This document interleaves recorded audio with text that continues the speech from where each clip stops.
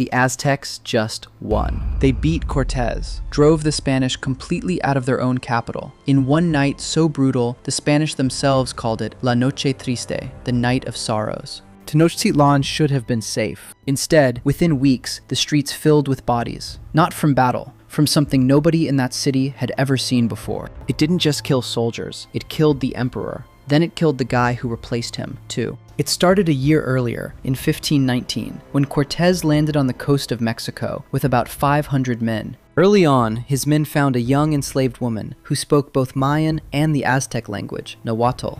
Cortés had her baptized and renamed Marina. Through her, he could finally talk to the Aztec world directly, and through her, he started learning something the Aztecs never expected an outsider to figure out. Half the empire secretly hated them. Marching inland, Cortés reached the territory of the Tlaxcalans, a people who had spent generations fighting off Aztec rule and never fully losing. After 3 days of brutal skirmishes, the two sides struck a deal instead of finishing the fight.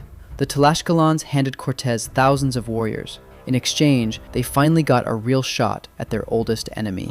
Cortés marched toward the Aztec capital with his new allies. In the city of Cholula, something went wrong. Cortés and his men, believing they were about to be ambushed in their sleep, struck first. Thousands of Cholulans were killed in a matter of hours.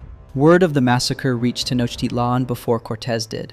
Even so, when Cortés finally arrived at the Aztec capital, Emperor Moctezuma welcomed him with gifts of gold. Cortés responded by taking him hostage inside his own city. Months later, word reached Cortés that a second, much larger Spanish force had landed on the coast, sent specifically to arrest him. He marched most of his men out to meet it. In the middle of the night, in heavy rain, he launched a surprise attack, disabling the enemy's cannons and horses before they could organize. He won in minutes. Most of the defeated soldiers switched sides and joined him instead. While Cortés was away, he'd left a hot-headed lieutenant named Alvarado in charge of Tenochtitlan. During a religious festival, surrounded by unarmed nobles dressed in their finest gold jewelry, Alvarado ordered his men to seal the exits and attack. Hundreds were killed in minutes. Cortés returned to a city on the edge of open revolt. He forced Moctezuma up onto a rooftop to calm the crowd. The Aztecs, who no longer trusted their own emperor, pelted him with stones instead. Moctezuma died from his injuries days later. The city rises up completely.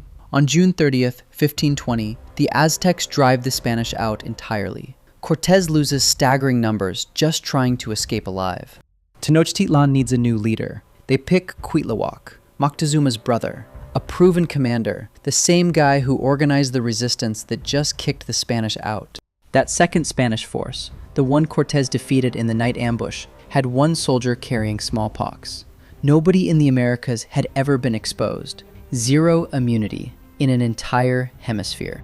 It spreads inland. By the time it reaches Tenochtitlan, summer's ending. The city is dense, packed, connected by causeways and canals. The virus moves fast. People die by the thousands. Some estimates say 40% of the population, gone within months. Cuitláhuac catches it too. He dies 80 days into his reign. Smallpox kills warriors, generals, local governors, tax collectors, engineers, entire layers of leadership and skilled labor gone inside the same 60-day window. That's the length recorded in Aztec chronicles written after the fact. 60 days. After Cuitláhuac's death, weeks pass before anyone can even agree on a successor. Eventually, Cuauhtémoc, a young cousin of Moctezuma, takes the throne. He's now running a city that's lost nearly half its population, lost huge parts of its government and military, and is facing a Spanish force that's regrouping, and this time, arriving with tens of thousands of native warriors from rival nations who'd spent years paying tribute to the Aztecs under threat of force, and who were done being loyal to an empire that had never really been kind to them in the first place. The final siege of Tenochtitlan begins in 1521. Cortés cuts off the causeways, destroys the twin aqueducts feeding fresh water into the city, stops food from entering by lake or land. Any Spanish soldier captured alive during the fighting is dragged to the Great Temple and offered up as a sacrifice, in the hope that the gods might finally step in. They never do. The siege grinds on for 8 months. No repeat of the Night of Sorrows this time. Cuauhtémoc tries to escape across the lake by canoe. He's caught within minutes. The city that had beaten Cortés once before falls completely by August of that year. The Aztecs beat the Spanish in open combat. They actually did it. What they couldn't beat was something they never saw coming, carried in by one sick soldier from a force that wasn't even the main invasion. 60 days wiped out an empire's leadership. 80 days took an emperor everyone was counting on. And the disease didn't stop there. Within years of the conquest, the native population of the region collapsed, from around 30 million to roughly 3 million. Most of those deaths from smallpox and other old world diseases the Spanish brought with them, not from the fighting itself.